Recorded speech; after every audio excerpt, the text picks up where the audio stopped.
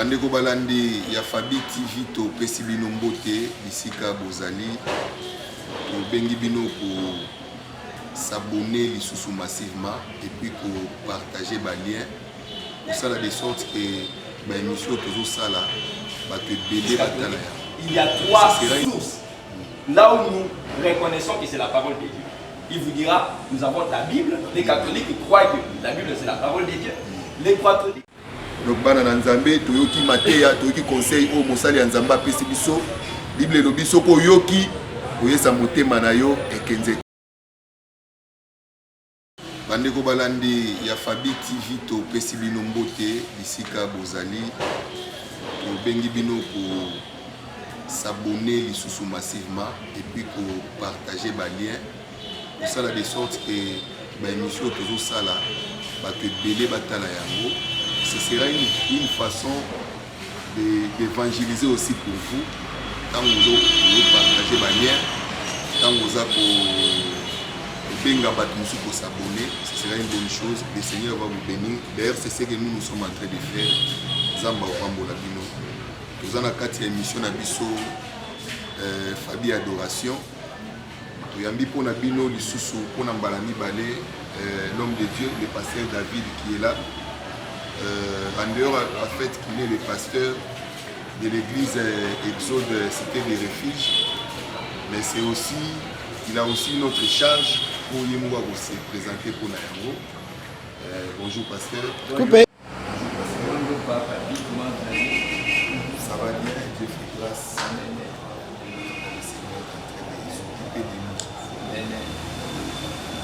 Merci beaucoup. Nous sommes encore une fois de plus ravis d'avoir être encore invité ce matin, de vouloir partager ces bons moments ensemble avec Fabi TV que nous souhaitons plein de bonnes choses, mais aussi à vous étant dédié. Hein. Merci. Merci beaucoup. Donc, en fait, aujourd'hui, nous ne sommes pas vraiment dans l'adoration. Aujourd'hui, nous sommes dans autre chose, mais nous sommes toujours dans les histoires qui concernent l'Église. Oui. Le pasteur David, comme j'ai dit tantôt, oui, c'est un pasteur de l'Église d'Exode Cité des Refuges, oui, mais il incarne aussi beaucoup de choses. J'aimerais qu'il puisse nous parler un tout petit peu des murs. Oui. On a entendu parler des murs. On en a parlé d'ailleurs dans une émission ici. Oui. S'il peut rappeler aussi nos internautes concernant les murs. Merci beaucoup, Papa. Bon, la MIRD, c'est en abréviation. C'est la MIRD. C'est l'abréviation. Maintenant, en détail, veut dire mission universelle de la repentance pour le royaume des dieux. La mission universelle de la repentance pour le royaume des dieux, c'est Isanga. Vous allez au Sangisa, Mangumba, Basali Anzambe, dans l'unité du corps du Christ. Vous avez même Sangumalam, il y a beaucoup d'Anzambe, il n'y a pas union son amour. Donc voilà un peu, c'est une structure qui nous réunit ensemble. Voilà, en tout cas, merci beaucoup. Tout ce que mingi la définition on a Yamir.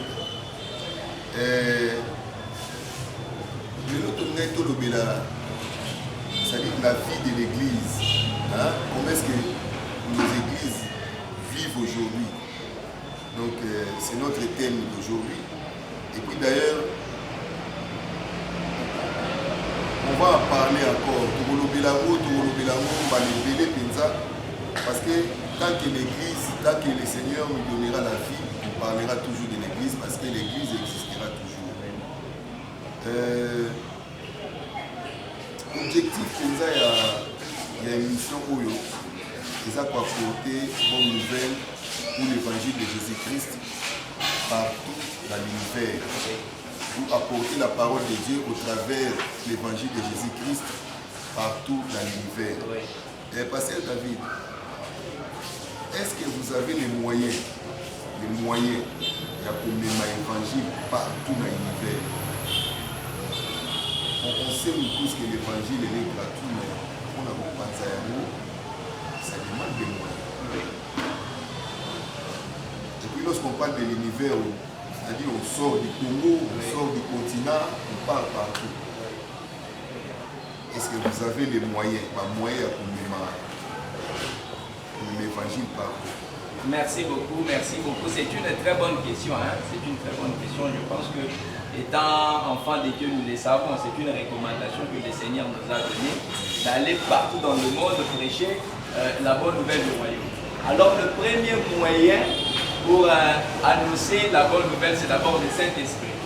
Le premier moyen, c'est d'abord le Saint-Esprit. Il les a dit de rester, de demeurer à Jérusalem jusqu'à ce qu'il recevra la puissance là-haut. Donc la première puissance, le premier moyen, c'est d'abord le Saint-Esprit. Et la présence du Seigneur est avec nous au travers son Esprit Saint. Et voilà. Bon. Le Saint-Esprit, c'est bon. Bon. Il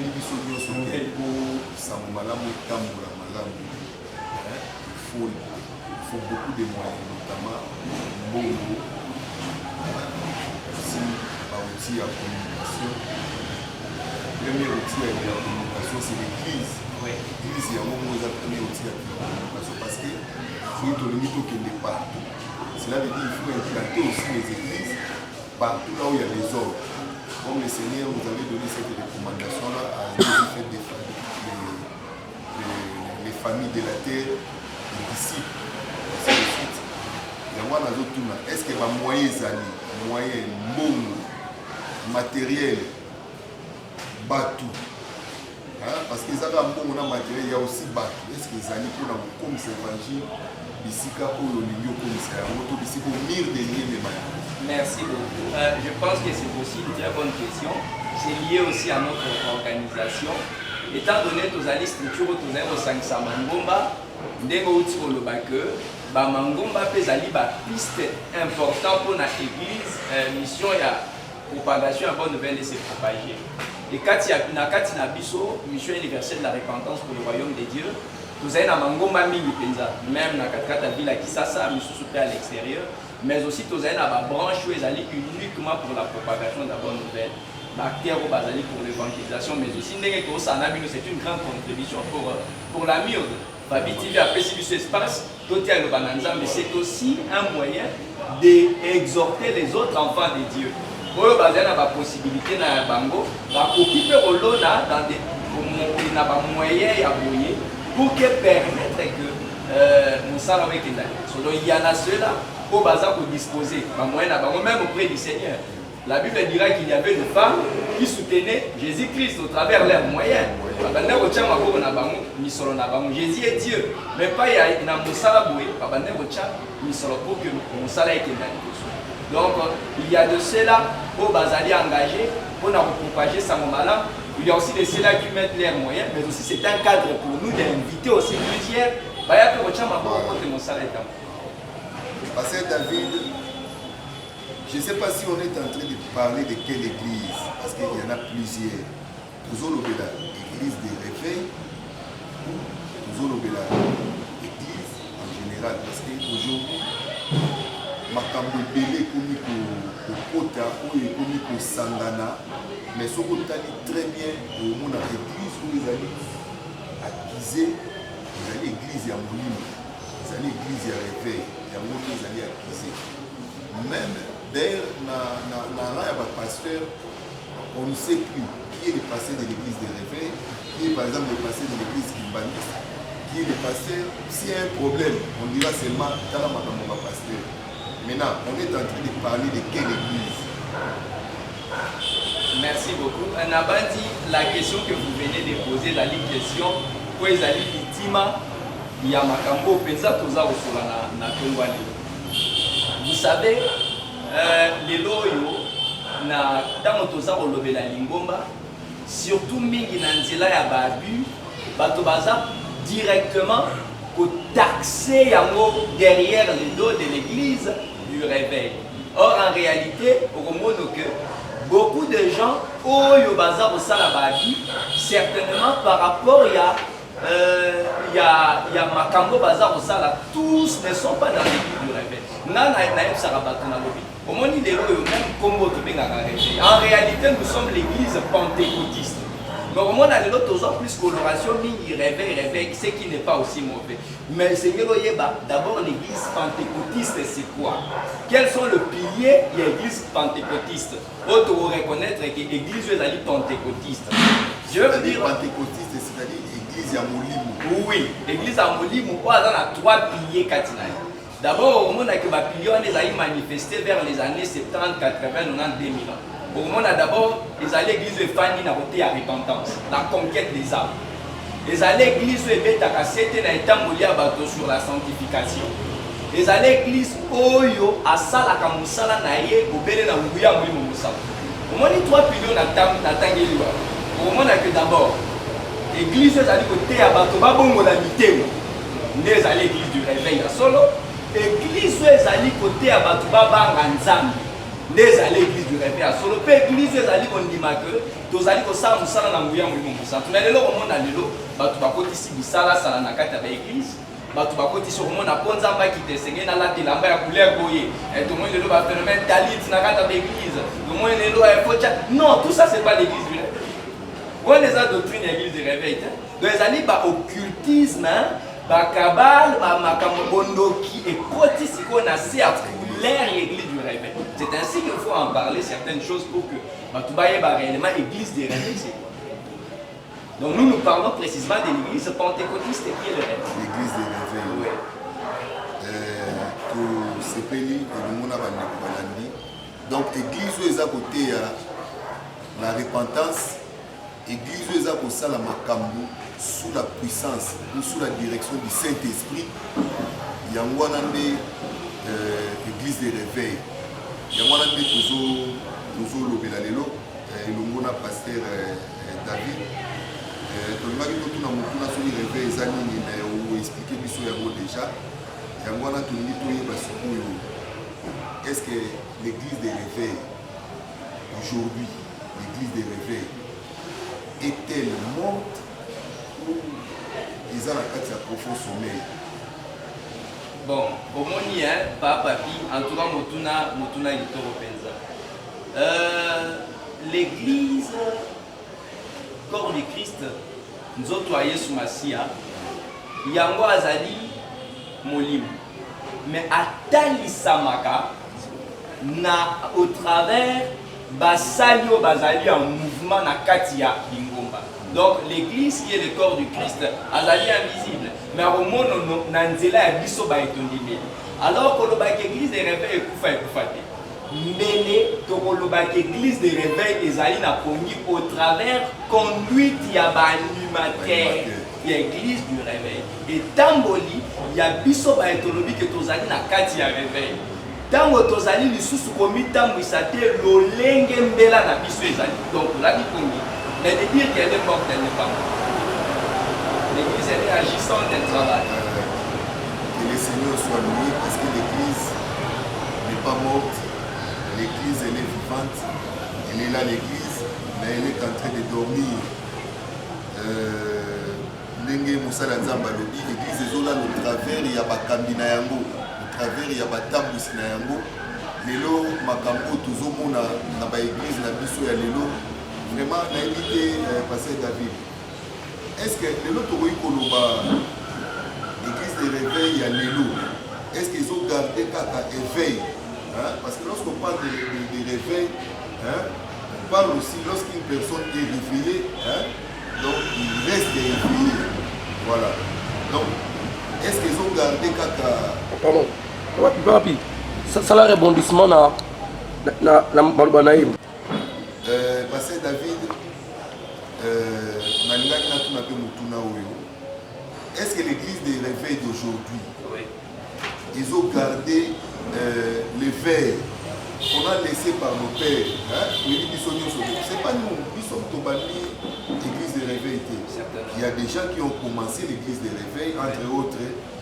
Moussa et Dinabala, est-ce que l'éveil qu'ils ont plutôt laissé, cet éveil-là existe encore dans nos églises? Vous savez pas, papi, ce sont des très bonnes questions que nous sommes en train de se partager ce matin. Vous savez, l'église peut dire qu'elle garde l'éveil que lorsqu'elle garde la doctrine qu'elle a reçue du Seigneur. Voilà. La Bible dit aux épîtres aux Hébreux, nous devons d'autant plus nous rester attachés aux choses que nous avions entendues, de peur que nous soyons emportés loin d'elles. Donc nous devons rester dans la doctrine, dans la saine doctrine, pour dire que nous sommes éveillés. Mais si nous constatons aujourd'hui que nous sommes endormis, ce n'est pas parce que nous faisons des campagnes, ce n'est pas parce que nous prêchons dans le télé, mais c'est lorsque nous sommes loin de ces choses-là. Je vais réagir par rapport à un point que vous avez parlé ici, par rapport à la naissance de l'église du réveil. L'église du réveil, d'ailleurs, je vais aller même plus loin. Les mouvements pentecôtistes que nous appelons réveil, bon, le pas y a biso n'importe à la biso de tout autant à la base, mais c'est un mouvement qui vient de l'extérieur. C'est un mouvement qui vient des États-Unis. Mais ça, mon peuple, il y a qui va dans les yeux au cas de biso. Alors, ce mouvement, lorsqu'il est venu chez nous, écoutez, il va m'paka au tangi va m'paka il n'a pas la bonne na bonne, bah sali musala yanza. Nous avons noté la continuité, il y a le léguana ne plus. Aujourd'hui, sur le tangi, allons direct. Si vous prenez l'organisation qui réunit les églises du réveil aujourd'hui, au nom de l'RSC, vous entrez, vous voyez ce qui se passe là-bas. Vous allez remarquer directement, c'est en contradiction avec ce que nos pères ont prêché. Donc ça pose déjà un problème. Pour dire que donc déjà là, le veille ne plus. Maintenant, pasteur David, vous venez de parler de la doctrine, Oui. parce que l'Église devait rester dans la doctrine que nous avez enseignée par Christ lui-même. Oui. Maintenant, quelle est cette doctrine-là? C'est quoi la doctrine de l'Église pentecôtiste? Oui. En tout cas, merci beaucoup. Vous savez, je venais de le dire, la doctrine de l'église pentecôtiste n'est rien d'autre que l'enseignement du Christ transmis par ses apôtres. Donc, c'est que Christ a légué à ses apôtres. Je pense qu'en lisant la parole de Dieu, vous allez remarquer que en lisant la parole de Dieu, la doctrine de Christ est visible. Nous sommes pentecôtistes. On nous appelle le bibliste, on nous appelle des évangéliques. Si vous y allez vers l'église catholique, on va vous dire clairement qu'ici à l'église catholique, il y a 3 sources. Là où nous reconnaissons que c'est la parole de Dieu.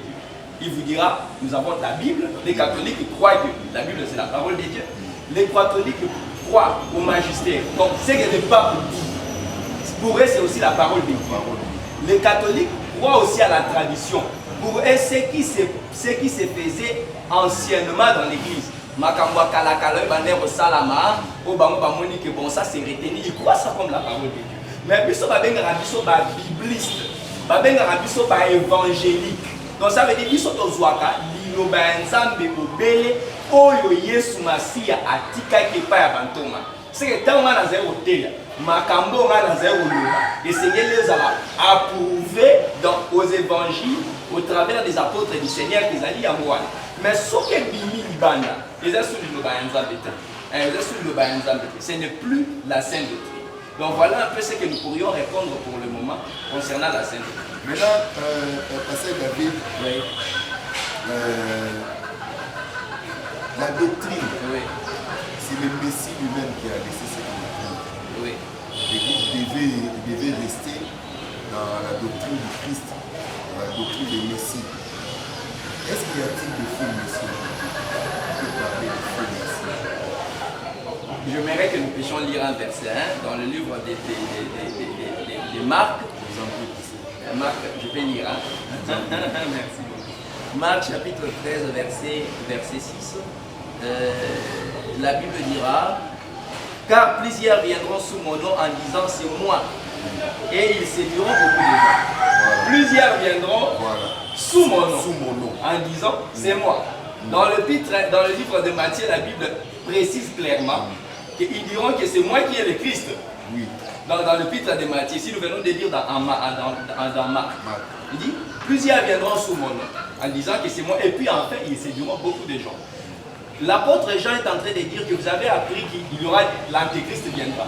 Mais aujourd'hui, il y a maintenant plusieurs antéchrists. Donc il est noir sur blanc que dans les temps que nous sommes, il y a des faux messies, il y a des faux Christ qui sont en train de rendre captives les brebis du Seigneur.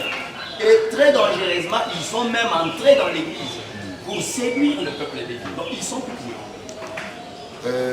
Pasteur David, merci beaucoup pour vos réponses, ça nous édifie. ça édifie aussi nos bien-aimés qui sont en train de nous suivre. Je crois que vous partagez les liens et délais. Et puis vous s'abonner parce que toyoka pour la biso comment est-ce que tu peux reconnaître ma faux messie? Parce qu'aujourd'hui à l'église, les miracles par exemple, c'est font au nom de Jésus. La parole de Dieu, c'est prêche au nom de Jésus. Comment est-ce qu'on va pouvoir reconnaître les faux messies? Oui, merci beaucoup. Je verrai que nous puissions, aussi longtemps que nous marchons, nous avons aussi le temps au temps à combien de Zambie, pour Bandeko Bazabe, Balanda Rabisu Nakil. Nalingi na likambo yo papa pia otu na ngato tanga 2 versets. Ndele to tanga na mukanda na Hémolise na Yohane Apocalypse chapitre 13 verset 11. On peut aussi en français. Apocalypse. Chapitre 13 verset 11. Narolinga que utuninga question par rapport à le lingeni toye ba faux messie. Ma première zambeloni boy. Puis je vis monter de la terre une bête qui avait des cornes semblables à celles d'un agneau et qui parlait comme un dragon. Jean Zaro balobi na moni nyama oya zabo matana mabeli. Donc monter sur la terre veut dire dominer sur la terre. Nyama oya zabo matana mabeli azana maseke mibale akokani na mwana mpati. Or, moi, n'a pas été pour nous, c'est Christ. Donc, la bête s'est déguisée. Oui. Et elle a une forme de l'agneau. Mais comment la connaître? Jean dira, elle est en train de parler comme un dragon.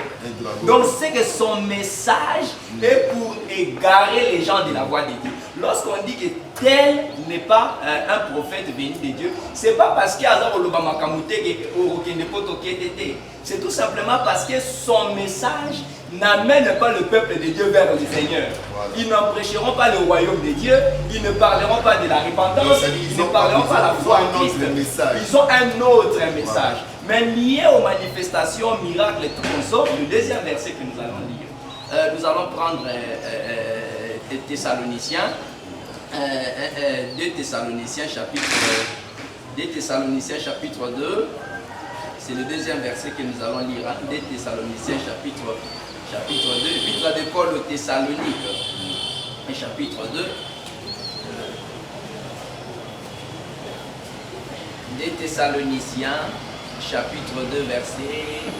Nous prenons le verset 9. La Bible, verset 9. 2 Thessaloniciens chapitre 2 verset 9. La Bible dit, l'apparition de cet impie se fera par la puissance de Satan, avec toutes sortes de miracles. Voilà, l'impie c'est les méchants. Oui, c'est l'antéchrist. Donc, son apparition se fera par la puissance de Satan, avec toutes sortes de miracles. C'est la Bible qui dit ça. Voilà. Donc, avec toutes sortes de miracles, des signes, des prodiges mensongers. Voilà. Donc, il fera des spectacles, il fera des miracles.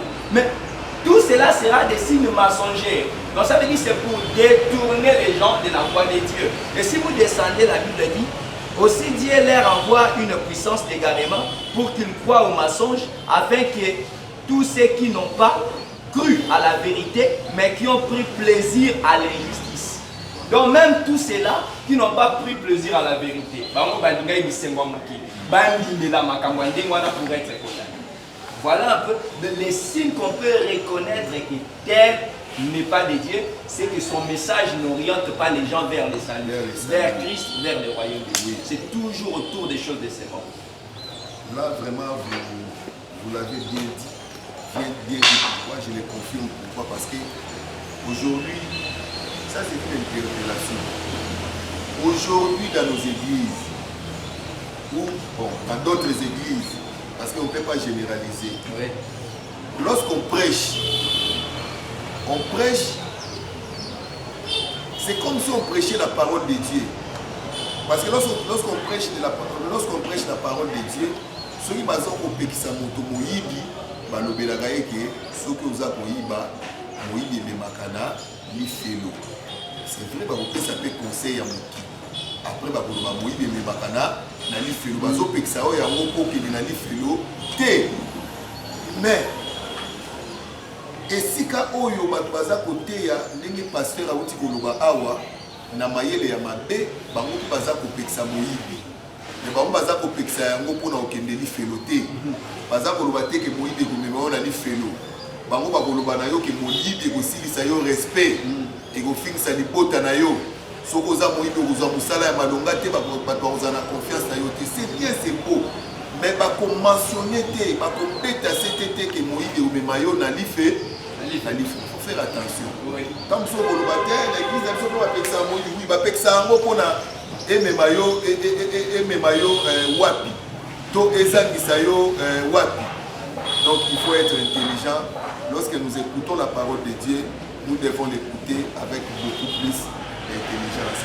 Merci beaucoup, pasteur, puisque vous avez parlé de la parole qui fait la différence. La Bible dit qu'il se déguise en ange de lumière. Voilà. Donc il faut avoir de la connaissance pour les connaître. Et mission penza ya ba faux messie. Mission na bango ezali et différence na bango na vrai messie ou différence na bango na Christ ezali. Merci beaucoup. Parce que tantôt vous avez parlé de la parole, oui. Vous avez parlé aussi des faux miracles. Oui. Là aussi, tokolobela yango ba faux miracles wana, on va parler même ici. On va parler. Donc mission na bango ba faux abati Christ wana, mission na bango ezali. Oui, vous savez, pas papier, vous savez, le rôle majeur des serviteurs du diable, c'est d'empêcher les gens de recevoir Jésus-Christ pour hériter la vie éternelle. C'est ça le rôle des agents, le rôle principal. Égarer les gens. Donc la Bible dira que le fait éternel, et ça les Satana, maintenant le diable de son côté ne veut pas aller seul.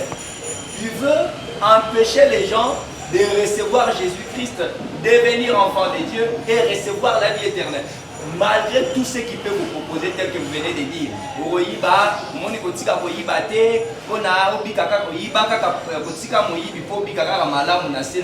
Mais ils ne présenteront pas ce qui viendront après. Vous allez remarquer que je vais ouvrir juste une parenthèse. Nous savons tous qu'aujourd'hui, l'antéchrist viendra. Et tout ce qui est en train de se faire aujourd'hui, même pendant que le monde est en train de prendre la coloration, d'avoir le même monnaie, le même gouvernement, tout ça oriente vers l'arrivée de l'antéchrist. C'est le moment où par la grâce de Dieu, Dieu qui ne nous a pas réservé pour la colère, nous serons enlevés. Mais nous, tout cela, les gens peuvent dire oui, c'est bien. La Bible dira, lorsque les gens crieront paix sur terre. Donc il y a un moment où des choses que nous voyons, ça doit interpeller l'Église à la vigilance. Nous devons être prudents. Donc, le rôle des agents du monde des ténèbres, c'est d'empêcher les gens à recevoir Jésus-Christ pour hériter la vie éternelle. C'est ça le principe de base. Voilà. Maintenant, Pasteur David, comme vous avez parlé bon, vous avez confirmé qu'aujourd'hui, il y a les faux messies. Oui. Est-ce qu'on peut parler aussi des faux églises, des fausses églises? Parce que quand il y a les faux messies, oui, il y a aussi des fausses églises, oui, il y a aussi des faux frères, oui, il y a aussi des faux évangiles, il y a aussi des faux prophètes. Oui. Est-ce qu'on peut parler des fausses églises? L'église, qu'est-ce qui a existé? Oui, c'est une bonne question. Je pense que cette question, on ne pourra pas l'aborder si on ne tient pas à nos mains la parole de Dieu, qui pourra aussi nous éclairer, qui pourra aussi nous éclairer sur quelques points très importants. Nous prenons l'épître des Jean, premier épître des Jean, chapitre 2, verset 18. 1 Jean chapitre 2, 1 Jean chapitre 2, verset 18. Mes petits enfants, c'est la dernière heure. Et comme vous avez appris qu'un antéchrist vient, il y a maintenant plusieurs antéchrists. Par là, nous connaissons que c'est la dernière ère. Lokola boye baki ba nanga ezali tangwa suka. Lokola boye baki que antéchrist aboya. Mais quand tu connais ça bino que Mikolo ezali na ba antéchrist déjà ébélé. Et pour ya yango nde tozo sosula ke to komi na tangwa suka. Et puis l'apôtre Jean continue pour dire, ils sont sortis du milieu de nous. Babimi au 4e piso. mais il n'était pas le nôtre. Mais mon frère, vous êtes serviteur de Dieu, j'ai beaucoup d'estime pour toi. Même pendant que vous êtes en train de présenter l'émission, laissez-moi de les dire, vous êtes serviteur de Dieu. Merci beaucoup. Il est noir sur blanc dans la parole de Dieu, même pendant que nous lisons Ephésiens chapitre 4. Il y a tout un extrait là sur la doctrine. La Bible dit qu'il y a un seul esprit, il y a un seul Seigneur. Mais lorsque nous voyons aujourd'hui les choses répétées dans l'église, mais nous allons dire quoi? Quelle est la mission de ces gens-là? Parce que l'église est à engagée. Quelle est la mission de deux commis? Bon, mais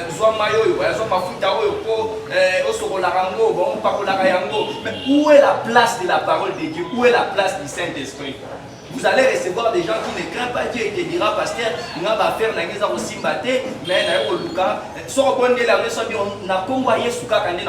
donc ils attendent à des rituels, ils attendent à des pratiques. Les l'église, toutes ces choses-là. Où est sa place dans l'église? Excusez-moi, pasteur. Par exemple, j'ai un ami, un frère, un bien-aimé qui m'a appelé un jour. Conseil. Il a été sollicité par un pasteur et l'église, moi, la communauté, moi, je ne vais pas citer les noms de l'église, moi, pasteur Rwanda. L'un des fils de ces pasteurs qui conduit cette communauté-là lui avait appelé. Il lui a dit que j'aimerais travailler avec vous. Quand vous voyez dans la l'église, pour la et à la fin, quand on va ici ma solo, le pasteur lui dira non, ne parle pas, j'ai quelque chose à vous donner. C'est le pasteur qui lui avait invité à côté de la chambre à moi une petite bouteille comme ça, il y a maï. Et après ça, qui moninga wana a dit que voilà, maï ezali maï à Jourdain, oui, pour ça il a dit Pamba Bongote, les Amma et Jourdain, vraiment dans Israël, ça va beaucoup vous aider.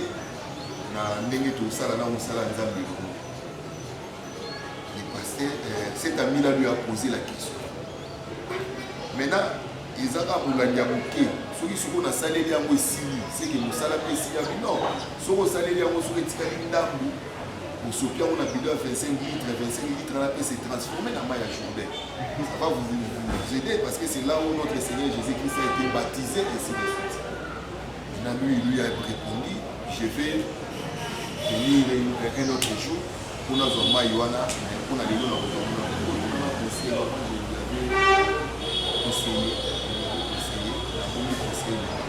et puis ceux qui ont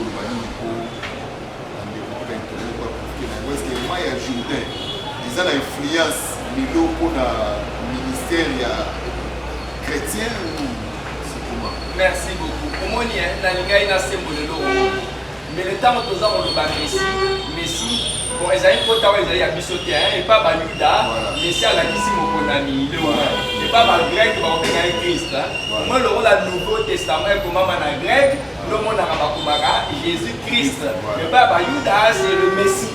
Azainani, Azali Mobiki Sonzamba Nakaki. Alors Mobiki Swana ne Yesu Masia.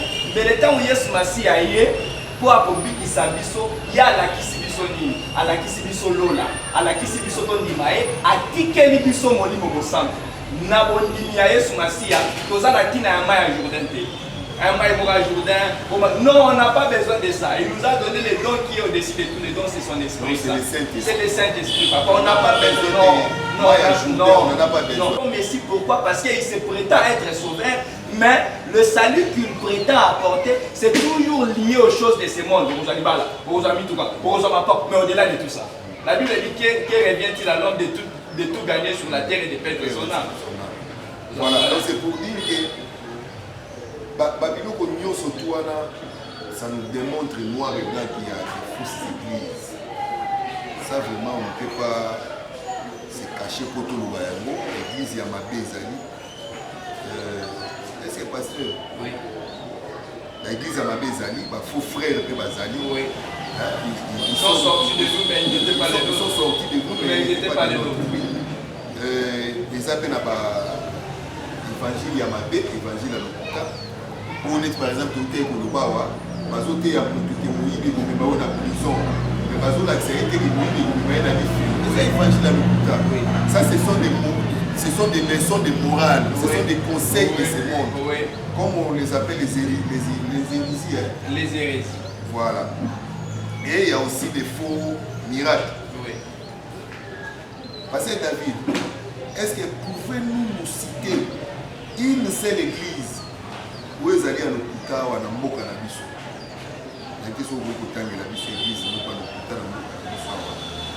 Bon, vous savez, hein, Papi, nous, notre tâche, c'est de prêcher la parole de Dieu. C'est de prêcher Christ. N'a pas ça se de voir na bandeko oyo baza Rolanda biso. Makambo biso tozali koteya, tozali kotalisa na Biblia. Mais les yo moto zali kolanda biso tango za ko sala choix ya lingomba. Sala raté yango partant de la parole de Dieu. Kolanda ra sentiment. Voilà ce que je peux dire parce qu'ils sont plusieurs. Nous avons autant à tel ou tel. Mais on te présente Christ au travers de sa parole. Yope mon Christ, yekola le bananza. Nanzela le bananza mende relaxanga na okuna ezali ya Yesu, kuneze ya Yesu. Bon, naïbi que la théologie pastorale, ça ne permet pas de citer les noms des églises. Mais on aimerait avoir même des signes. Vous êtes pasteur ou pas, vous n'êtes pas pasteur aujourd'hui. Avant, vous allez passer, vous avez mon gouvernement, et ainsi de suite. Puis vous êtes devenu un grand pasteur. Parce qu'un grand pasteur, ce n'est pas celui qui a les grandes églises, c'est celui qui prêche la repentance. Comme avait dit Christ, avait dit que Jean était les plus grands parmi ceux qui sont nés des femmes. Oui. Pourquoi? Parce que Jean-Baptiste était en train de prêcher la repentance. Oui. Un vrai pasteur, un grand pasteur, c'est celui qui gagne les âmes pour notre Seigneur Jésus-Christ. Et ce qu'on peut faire, c'est que fils qui va signer, signe les autres, c'est que l'église a vraiment faut que l'église a faut que merci beaucoup, Papa. Bilembo Lelo et Zali Benzami. Nabandi même tout autour de cette émission, nous avions eu à parler sur beaucoup de signes que nous constatons aujourd'hui. Oui, relax, que bon voilà, tel ou tel ne sont pas et tel sont dans le Seigneur.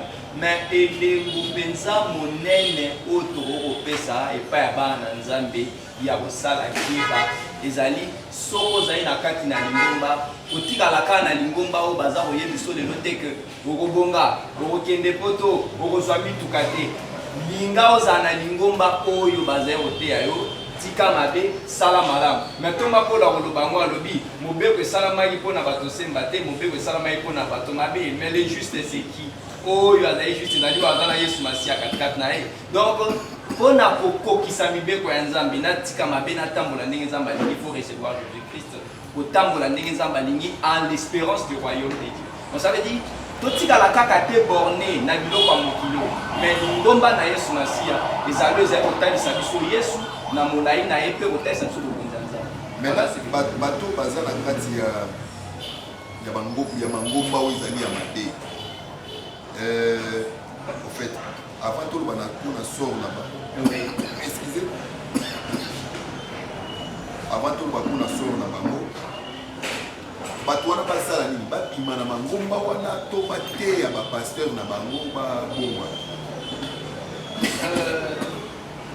Oui. Omoni likambo ezali d'abord de savoir ce que la Bible est en train de nous dire dans le livre d'Éphésiens. Si vous lisez Éphésiens, dans le chapitre 4, la Bible reteste à bisoté, nous sommes le corps du Christ. Vous avez une autre à Yesu Masia. Ngai nandime la pasteur. Nandime la Yesu Masia. En réalité, le pasteur, azali pe frère le Rolanga. Mais à Kamatinde, Likaboko, te pas Yanzande, a commis mon palanganisisa monanza, ministre de la barre. Oui. À Kamati, il n'y a pas Yanzande. Mais nous restons de frères dans le Seigneur. Mais le seul qui est convaincu, il y a approché mon bâti, il y a un pâté, ou sur la même engagement malubanza, et c'est un peu ma bête. Mais ceux qui sont convaincus, on le parce que la Bible nous dit de quitter parmi eux, de quitter. Ceux qui ont dit que les Cambouans ont approché pasteur de Konangai, vous avez conseillé dans Zambie, Talara, les Cambouans ont dit que les Bananza, mais tous sur la ne quoi boy, alors bien à Boyokati.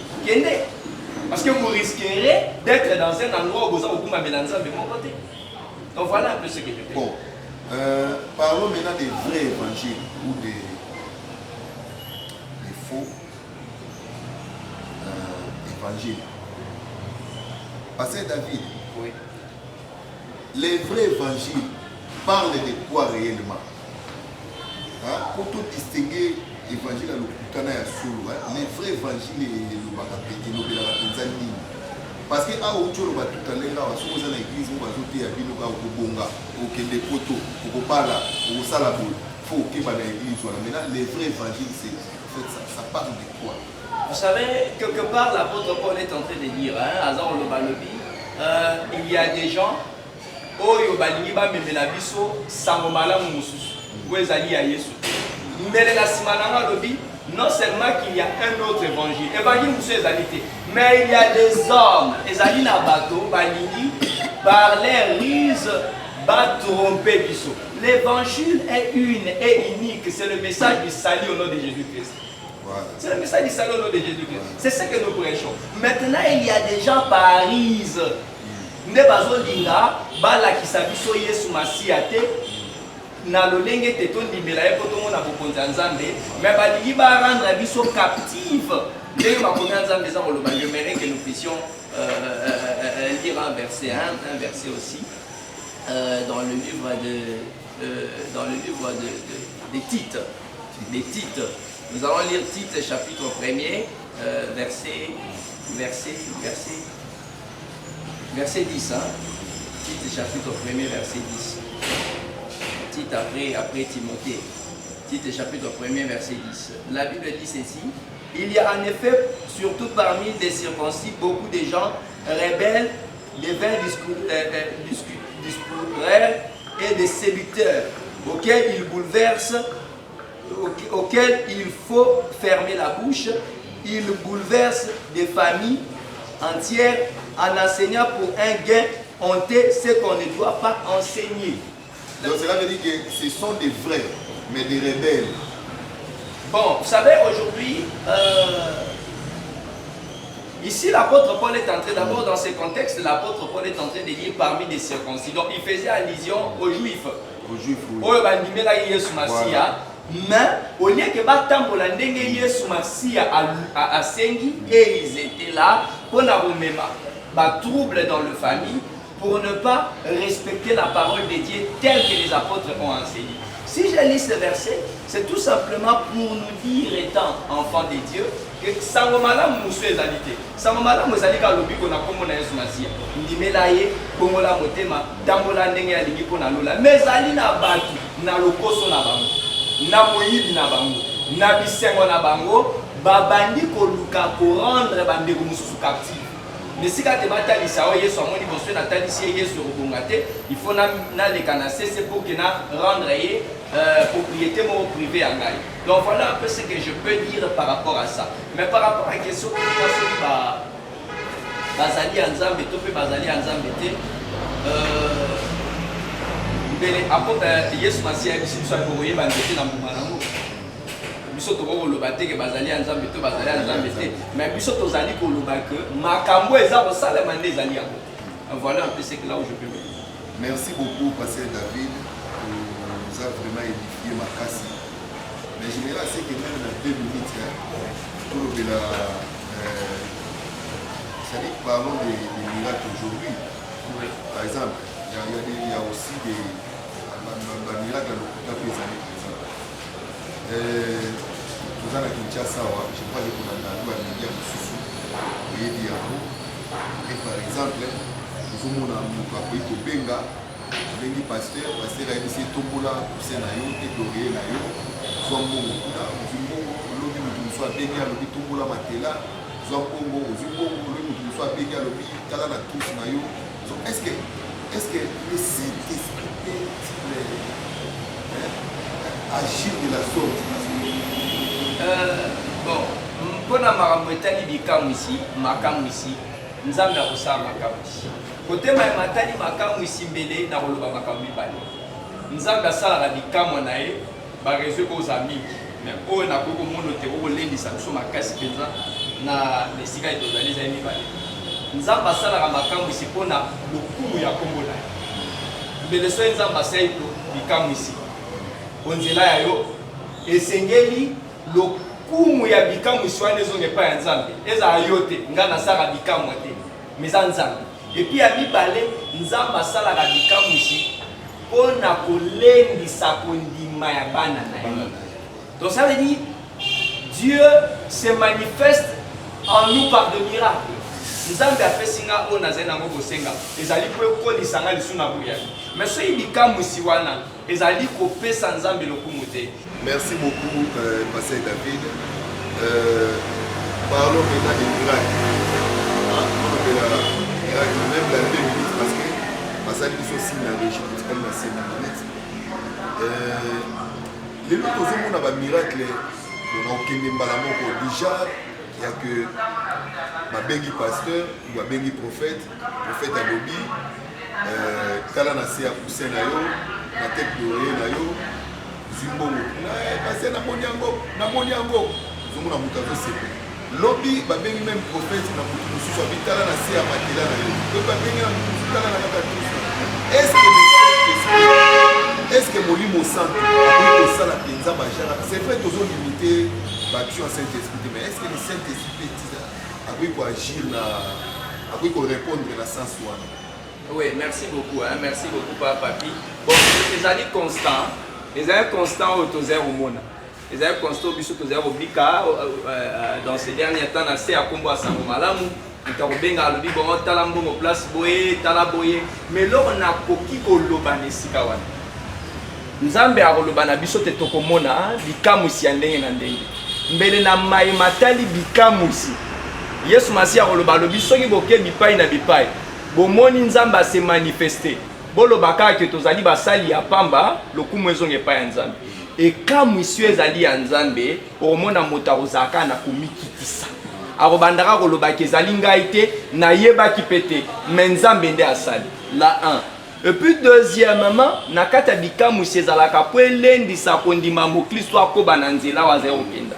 Sika constat ezokoma amer eza nini? Eza tango mutaza kosala ngo azobeta toni.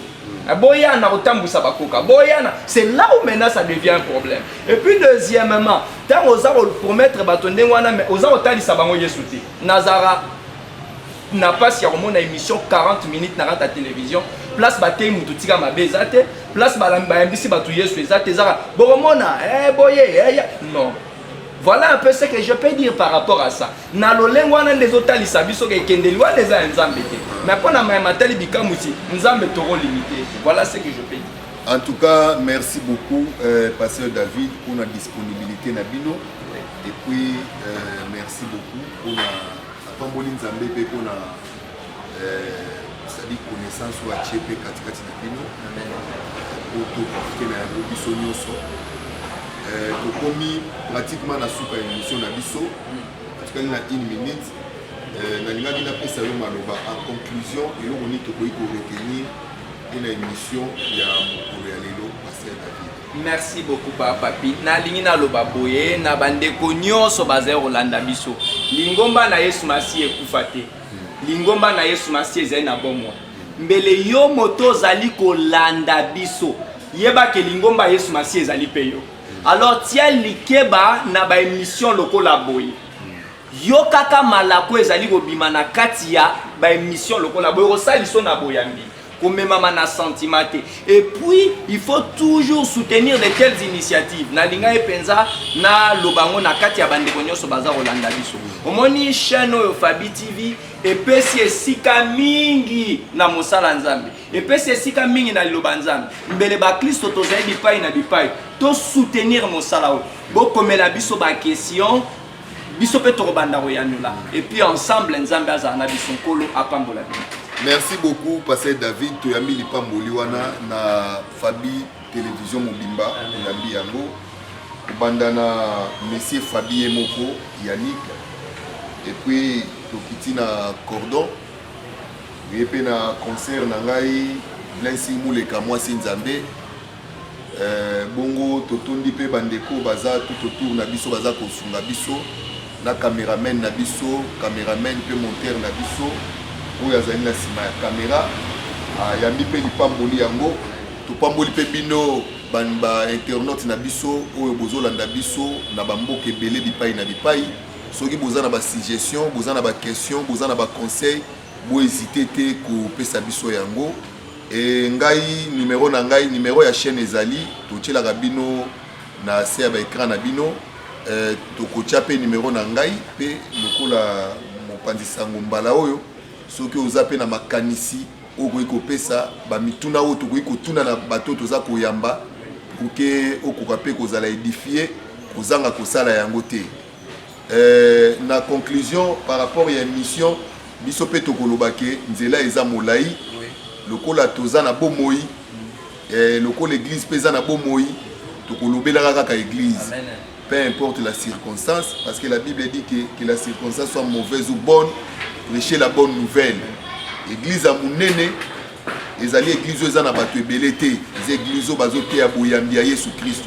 Pasteur ya Mounene pesa pasteur azana ba fidèle belete, azana ba audience belete, azana ba carnet d'adresse belete. Mais ça o yaza côté ya Bouyambi ya Yesu Masia, ndenge Yesu Christ yemoka lobaki Jean-Baptiste azali mutu Mounene oya botama kolandisa na bato nyonso abotama na nzela ya mwasi alobaki yango po Jean-Baptiste azalaki kobongisela ye nzela Jean-Baptiste azalaki koteya repentance. Donc bana na nzambe toyoki mateya toyoki conseil o mosali ya nzambe apesi biso Bible elobi soko oyoki oyesa motema na yo ekenze te nakanisa tosuki awa Pasteur David tokutani mbala ya nsima mpona kokuba kolobela la vie de l'église. Les restes, vous s'abonner et belé et puis vous partager ma lien.